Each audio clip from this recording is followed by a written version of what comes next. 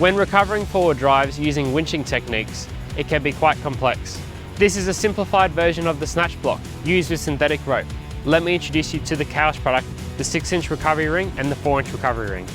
Some would say, without moving parts, it could potentially be safer. So what are they made out of? CAOS has designed these winch rings to be made out of anodized aluminium. This provides a low friction and hard wearing surface.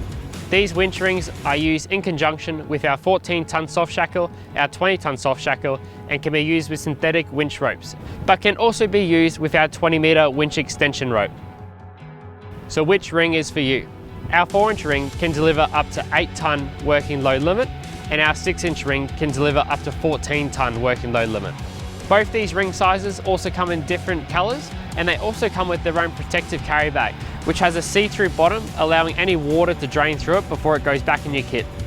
Both these rings are backed with a CAOS lifetime warranty. For more information on these winch rings and other forward drive recovery gear, jump onto the website at caos.com.au.